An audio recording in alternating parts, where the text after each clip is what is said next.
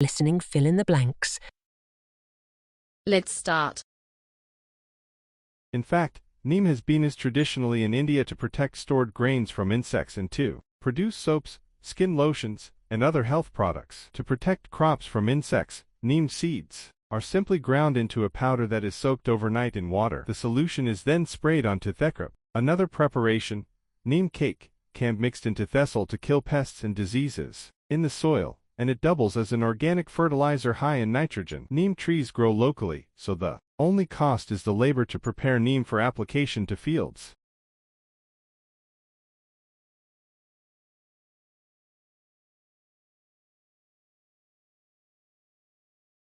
The most important resource in the NPM toolkit was the neem tree, Azadirachta indica, which is common throughout much of India. Neem tree is a broad-leaved evergreen tree related to mahogany.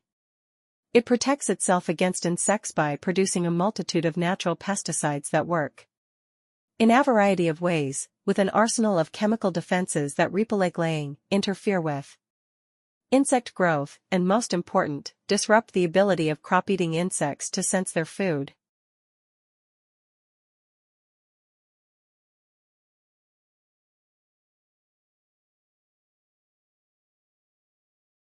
It is no longer a privilege for children to attend school, and all children are expected to spend a significant part of their day in a classroom. Once in school, children's lives could be separated from domestic life and the adult world of work. In this way, school turns into an institution dedicated to shaping the minds, behavior, and morals of the young. Besides, education dominated the management of children's waking hours through the hours spent in the classroom, homework, the growth of after-school activities, and the importance attached to parental involvement.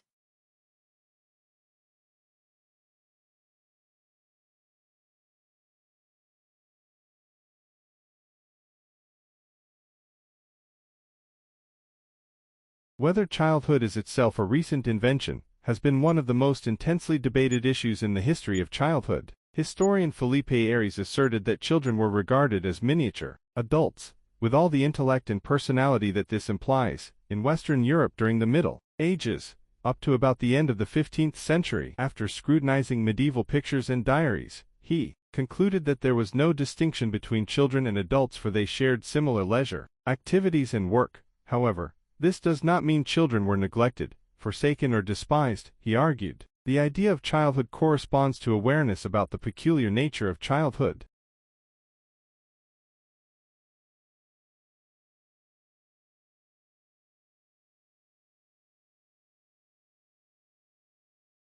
This lack of flooding harmed local wildlife. The humpback chub, for example, thrived in the rust-red waters of Colorado. Recently, though, its population has crashed. At first sight, it looked as if the reason was that the chub were being eaten by trout introduced for sport fishing in the mid-20th century, but trout and chub coexisted until Thegland Canyon Dam was built, so something else is going on. Steve Gloss, of the United States Geological Survey, USGS, reckons that the chub's decline is the result of their losing their most valuable natural defense, Colorado's rusty sediment. The chub were well adapted to the poor visibility created by the chick, red water, which gave the river its name and depended on it to hide from predators. Without the cloudy water, the chub became vulnerable.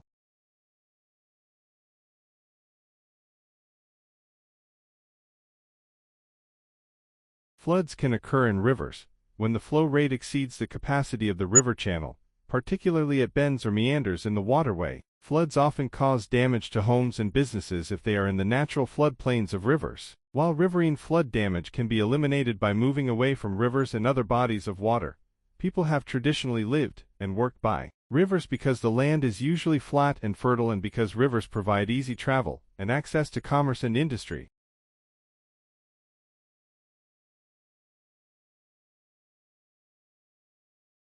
For the moment, those benefiting most from the spoken corpus are foreign learners. Computers allow lexicographers to search quickly through more examples of real English, said Professor Jeffrey Leach of Lancaster University. They allow dictionaries to be more accurate and give a feel for how language is being used. The spoken corpus is part of the larger British National Corpus, an initiative carried out by several groups, involved in the production of language learning materials, publishers, universities and the British Library.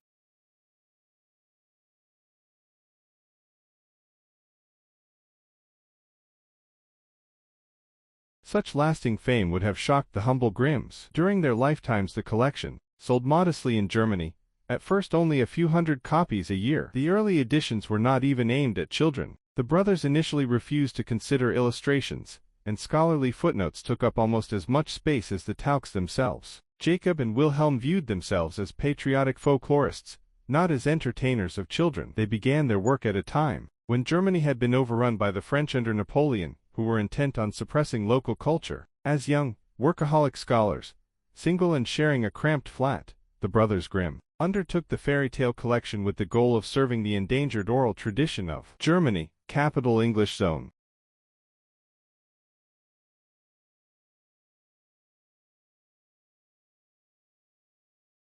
Working at the Jottensach Biological Research Station on the banks of the Rio Napo, Beccoloni focused his attention on a group of butterflies called etomines. These distant relatives of Britain's Camberwell beauty are abundant throughout Central and South America and the Caribbean. They are famous for their bright colors, toxic bodies and complex mimetic relationships. They can comprise up to 85% of the individuals in a mimicry ring, and their patterns are mimicked not just by butterflies, but by other insects as diverse as damselflies and true bugs, says Philip de Vries of the Milwaukee Public Museum Center for Biodiversity Studies.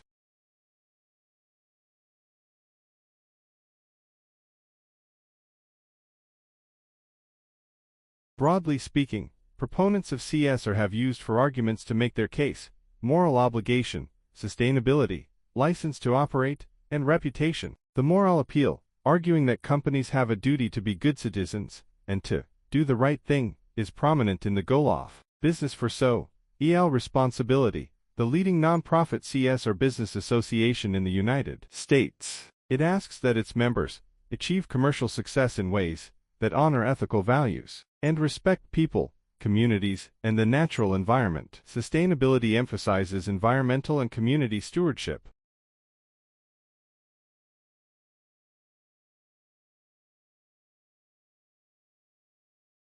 Like, share, subscribe the channel, and press the bell icon for further updates.